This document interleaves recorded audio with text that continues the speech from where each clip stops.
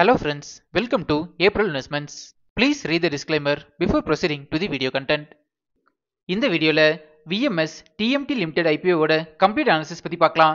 இந்த கம்பெனி 2013ல இன்கார்பரேட் பண்ணிருக்காங்க and இவங்க வந்து தெர்மோ மெக்கானிக்கலி ட்ரீட்டட் பார்ஸ் அதாவது TMT bars and billets manufacturing பிசினஸ்ல இருக்காங்க.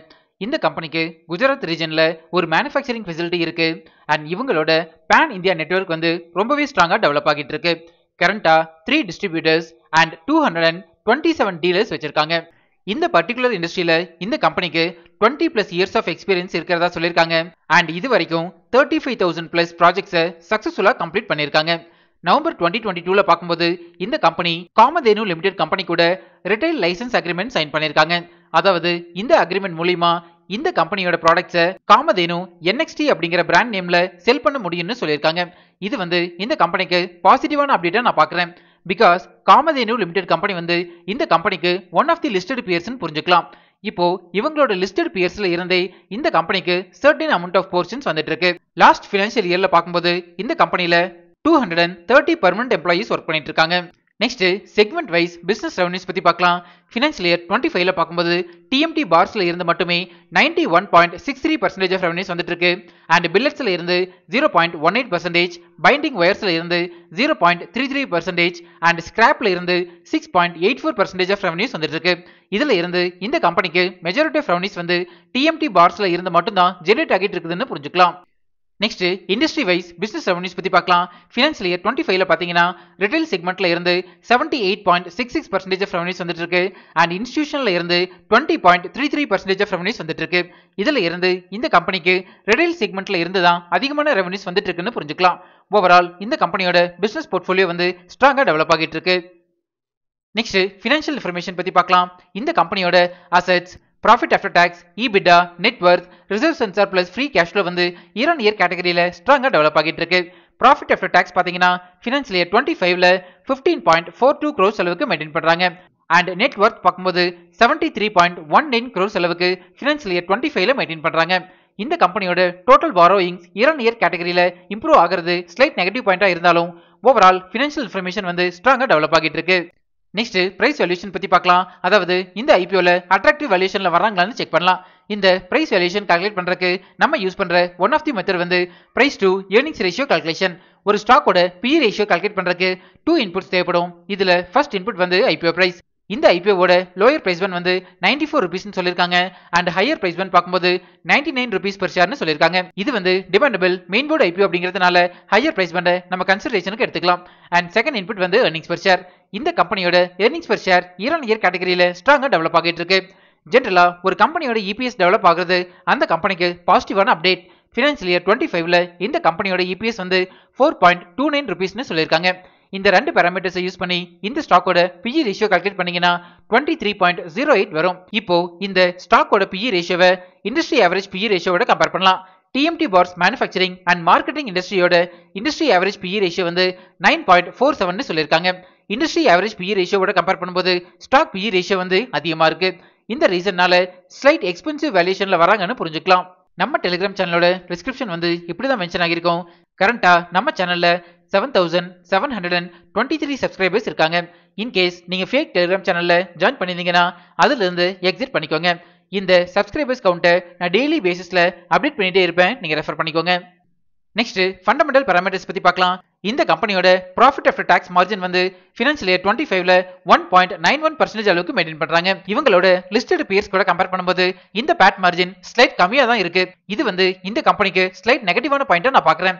அண்ட் ஃபண்டமெண்டல் பாராமீட்டர்ஸ் ஆன return on net worth RONW percentage வந்து ஃபினான்ஷியல் இயர் 25ல 20.14% அளவுக்கு மெயின்டைன் பண்றாங்க and return on capital employed ROCE percentage வந்து 12.79% அளவுக்கு மெயின்டைன் பண்றாங்க.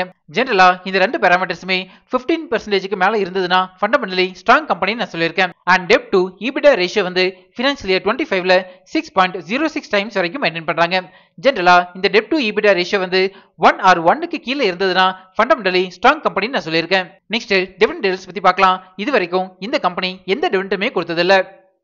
நெக்ஸ்ட் பியர் கம்பேரிசன் பத்தி பார்க்கலாம். டிஎம்டி பார்ஸ் மேனுஃபேக்சரிங் பண்றதுல இந்த கம்பெனிக்கு லிஸ்டட் பேர்ஸ் பாத்தீங்கன்னா நம்ம முன்னாடியே டிஸ்கஸ் பண்ணின மாதிரி Kamdhenu limited, Viraj iron and steel limited, BMW industries and electro thermal India limited இவங்களோட லிஸ்டட் பியர்ஸ் கூட கம்பேர் பண்ணும்போது இந்த கம்பெனி டோட்டல் இன்கம்ல நியூட்ரல் பொசிஷன்ல இருக்காங்க. அண்ட் ஃபண்டமெண்டல் பாராமீட்டர்ஸ்ல பாத்தீங்கன்னா ஸ்லைட் பாசிட்டிவ் அட்வான்டேஜ் மெயின்டைன் பண்றாங்க. நெக்ஸ்ட் இண்டஸ்ட்ரியல் அனாலிசிஸ் பத்தி பார்க்கலாம். ஸ்டீலோட டிமாண்ட் வந்து இந்தியா அண்ட் அப்ராட்ல ஸ்ட்ராங்கா டெவலப் ஆகிட்டு இருக்கு. அதுலயும் பர்டிகுலரா இந்த கம்பெனி மேனுஃபேக்சர் பண்ற டிஎம்டி பார்ஸோட டிமாண்ட் வந்து இந்தியாவோட டொமஸ்டிக் கன்சப்ஷன் படி பாத்தீங்கன்னா ஃபினான்ஷியல் இயர் 25 ஓட எஸ்டிமேட் படி பார்க்கும்போது 62.5 மில்லியன் டன்ஸ் அச்சீவ் பண்றதுக்கான பொட்டன்ஷியல் இருக்கிறதா சொல்லியிருக்காங்க. இது வந்து இந்த கம்பெனிக்கு பாசிட்டிவான அப்டேட்னு புரிஞ்சுக்கலாம். நெக்ஸ்ட் ரிஸ்க் ஃபேக்டர்ஸ் பத்தி பார்க்கலாம்.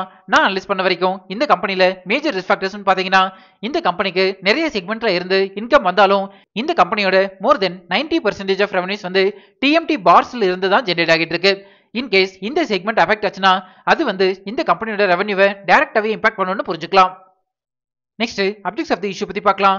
இந்த ஐபிஓல இருந்து ஜெனரேட் ஆகிற ஃபண்ட்ஸை இந்த கம்பெனியோட எக்ஸிஸ்டிங் லோன்ஸை ரீபேமெண்ட் பண்றதுக்கு யூஸ் பண்ண போறதா சொல்லியிருக்காங்க. நெக்ஸ்ட் ஐபிஓ டீடைல்ஸ் பத்தி பார்க்கலாம். இந்த ஐபிஓ செப்டம்பர் 17 சப்ஸ்கிரிப்ஷனுக்கு ஓபன் ஆகுது அண்ட் 19 க்ளோஸ் ஆகுது.